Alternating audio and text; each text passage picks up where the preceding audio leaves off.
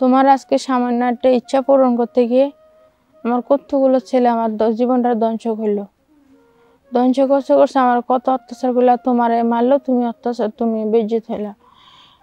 যদি এগুলো যদি কোনোদিনও যদি আমাদের এলাকাতে যদি শোনা যায় তাহলে কি মুখ দেখানো যাইব? কেমনটা লাগে কও তুমি? আমি এটা বললাম, বলার পর দিয়ে আমার বলে যে তুমি টেনশন করিও না, তো কি অবস্থা দেখো দেখার পরে ওদের একটা ব্যবস্থা নিব। এখন হে ফুলমহিন্দা আমারে দর্শন করছে, তো এটা বেড়া মানুষের তো যে জিনিসটা থাকে, ও পানিটা যদি মায়ের মানুষের শরীরে যায় তাহলে তো বাচ্চা হয়ে যায়, বুঝেন না? তা আমি এরা বললাম, কিরে তুমি তো আমারে কিছু করো নাই, তো আমার পেটে বাচ্চা এলো কোথা থেকে?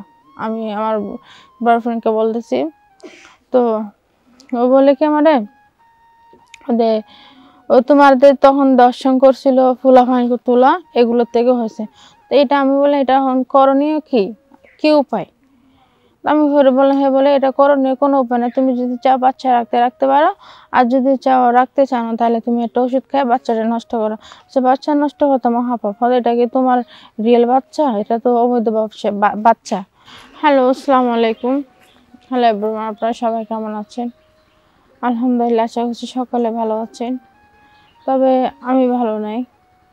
আমার বাড়ি হচ্ছে পুরান ঢাকা। আমার যেটা ভবিষ্যতের আমি কল্পনা করি, আমার হবু শাশুড়ির বাড়ি হচ্ছে পুরান ঢাকায়। আমি একটা ছেলের সাথে রিলেশন করি, তার নাম হচ্ছে ইমরান। তো ওর বাড়ি হচ্ছে পুরান ঢাকায়। তো ও আমারে মানে অনেক দিন ধরে আমাদের রিলেশন সম্পর্ক আছে, ভালো আছে, কিন্তু কখনো শারীরিক মেলামেশা হয় নাই বা কোনোদিনও আমাদের ভিতরে মানে খারাপ জাতীয় কিছু হয়নি। তো আমাদের বললো আমি তোমার বিয়ে করবো, তো তোমার কোনো যদি আপত্তি না থাকে তাহলে তোমার একটা কথা কও। আচ্ছা কি কথা কও? এটা বললাম। বলার পর সে বলার পর বলে কি, দেখো তোমার তো আমি বিয়ে করবো, আল্লাহ বাসায় রাখলে 1 বছর পরে হোক বা 1 মাস পরে হোক বিয়ে করবো। তো বিয়ের আগে একটা আমার ইচ্ছা আছে। ইচ্ছাটা হলো ইচ্ছাটা হলো কি বলতে কেমনে বলে তোমার আমারও বলছে, আচ্ছা বলো না, সমস্যা কি? এটা বললাম। বলার পর বলে কি হবে, তোমার না আমার বিয়ের আগে একদিন শারীরিক মিলামেশা করতে ইচ্ছা করতেছে তোমার সাথে। আচ্ছা এটা একটা কথা, এটা বিয়ের আগে কেমনে করবো? এটা করলে মানুষের খারাপ করতো না? এটা বলছে। বলে কি দেখে কি করবো, কেউ দেখবো না, এটা বলছে। তাহলে কোথায় যাবো? বলে কি আমি একটা হোটেল ভাড়া করবো, তুমি হোটেলে গিয়ে এটা করতে পারবো, এটা বলছিল। তা আমি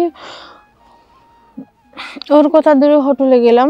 যাওয়ার পরে দিন আমরা ঢুকতে না আমরা ঢুকছি বা না ঢোকার আগে ওর কিছু বন্ধু বান্ধব আর কিছু ওইখানে ওই এলাকার বকাটি ফুলা হয়, তারপরে ছেলেরা মিলে আমাদেরকে আটকে ফেলছে। আটকাইয়া ওরে বাইর করে দিয়েছে রুম থেকে। বাইর করে 10-12 জন ছেলে আমারে মানে যা করার করছে, দর্শন করছে, নির্যাতন করছে। তারপরে দিয়ে আবার হেরেও মারলো, আমাদের দর্শন করলো। কারণ আমরা কিচ্ছু বলতে পারিনি, কারণ হচ্ছে আমরা কিন্তু আসলে রিয়েল জামাই বউ ছিলাম না এবং বয়ফ্রেন্ড গার্লফ্রেন্ড ছিলাম তার কারণে। তো এই নির্যাতন হয়রানি হওয়ার পরে আসার পরে দিয়ে আমি হেরে বললাম, দেখো তোমার আজকে সামান্য একটা ইচ্ছা পূরণ করতে গিয়ে আমার কতগুলো ছেলে আমার জীবনটা ধ্বংস করলো।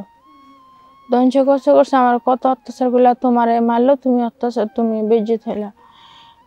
যদি এগুলো যদি কোনোদিনও যদি আমাদের এলাকাতে যদি শোনা যায় তাহলে কি মুখ দেখানো যাইব?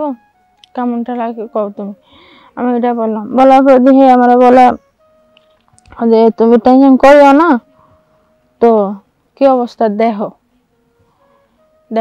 দেখার পরে ওদের একটা ব্যবস্থা নিব। এখন হে ফুলমহিন্দা আমারে দর্শন করছে, তো একটা বেড়া মানুষের তো যে জিনিসটা থাকে, ও পানিটা যদি মায়ের মানুষের শরীরে যায় তাহলে তো বাচ্চা হয়ে যায়, বুঝেন না?